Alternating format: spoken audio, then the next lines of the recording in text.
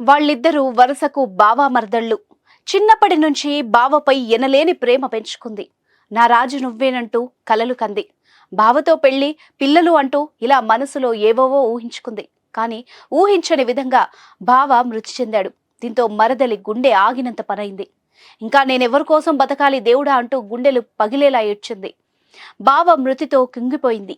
ఎన్నో కలలు కన్న జీవితం కళ్ళెదుట చెరిగిపోవడంతో తట్టుకోలేకపోయింది. రోజు బావను తలుచుకుంటూ ఏడ్చింది. చివరకు తాను కూడా ఓ నిర్ణయానికొచ్చింది.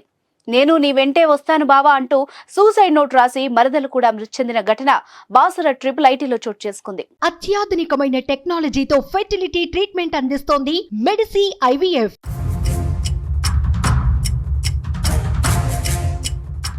ఆ ఇద్దరి జీవితాలను విధి వెక్కిరించింది. వాళ్ల మధ్య ఉన్న ప్రేమ దేవుని మనసు కరిగించలేకపోయింది. నిండు నూరేళ్లు పిల్లా పాపలతో కలిసి జీవిస్తారనుకునే లోపు బావా మరదళ్లు మృతి చెందడంతో కుటుంబ సభ్యులు కన్నీరు మున్నీరుగా విలపించారు. పుట్టినప్పుడే ఆ బావా మరదళ్లను చూడ చక్కనైన జంటగా అనుకున్నారు. పెద్దయ్యాక వీళ్ళిద్దరికీ పెళ్లి చేయాలని నిర్ణయించుకున్నారు. కానీ ఒకళ్లను విడిచి ఒకళ్లు ఉండలేక ఇద్దరు మృత్యువాత పడ్డంతో రెండు కుటుంబాల్లో తీరని విషాదం నెలకొంది.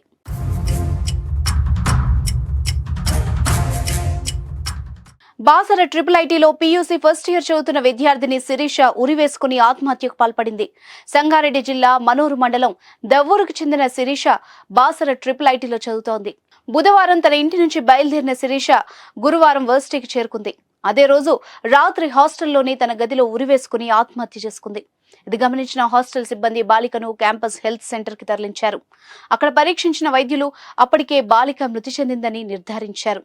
శిరీష మృతదేహాన్ని నిర్మల్ ప్రభుత్వ ఆసుపత్రికి తరలించినట్టు అధికారులు తెలిపారు.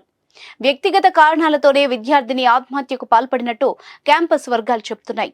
దీనిపై సమాచారం అందుకున్న పోలీసులు ఘటనా స్థలానికి చేరుకుని శిరీష గదిని పరిశీలించారు. గదిలో లభ్యమైన సూసైడ్ నోట్ స్వాధీనం చేసుకుని ఆమె తల్లిదండ్రులకు సమాచారం అందించారు. శిరీష రాసిన సూసైడ్ నోట్లో పలు విషయాలు వెల్లడించింది. సొంత బావ మృతిని తట్టుకోలేకనే ఆమె చనిపోయినట్టు శిరీష లేఖలో పేర్కొంది.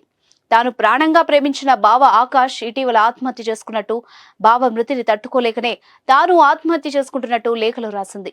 ఆమె రాసిన సూసైడ్ నోట్ ప్రస్తుతం ప్రతి ఒక్కరిని కంటతడి పెట్టిస్తోంది. ఆ లేఖలో ఏముందంటే, నేను ఇలా చేయడం తప్పని తెలుసు, నన్ను క్షమించండి, మీరు బాధపడతారని తెలుసు, కానీ బావ లేని జీవితం నాకెప్పటికీ శూన్యమే. అందుకే నేను తన దగ్గరికే వెళ్ళిపోతున్నా. బావ చావుకు కారణమైన వారిని వదలకండి, అలాగే నా చివరి కోరిక కూడా తీర్చండి. బావ చనిపోయాక చివరిసారి కూడా చూడలేదు, అందుకే నన్ను కూడా బావని దహనం చేసిన చోటే కాల్చండి. ఇదే నా చివరి కోరిక. ప్లీజ్ నాన్న, మేము బతికున్నప్పుడు ఎలాగూ కలిసి ఉండలేకపోయాం, కనీసం చనిపోయాకైనా కలిసి ఉంటాం. ఎవరికో భయపడి నేను చనిపోవడం లేదు. నాకు బావ ప్రేమ కావాలి. బావ లేకుండా ఉండలేను. నాకు నువ్వు, అమ్మ ఎంతో, బావ కూడా అంతే నాన్న. తమ్ముడిని బాగా చూసుకో, అమ్మ జాగ్రత్త అంటూ శిరీష సూసైడ్ నోట్లో రాసింది. కుమార్తె రాసిన సూసైడ్ నోట్ చూసి ఆ తల్లిదండ్రులు గుండె లవిసేలా విలపించారు. ఈ విషయం తెలుసుంటే కూతుర్ని కంటికి రెప్పలా కాపాడుకునేవారమని తల్లిదండ్రులు విలపించిన తీరు ప్రతి ఒక్కరిని కంటతడి పెట్టించింది.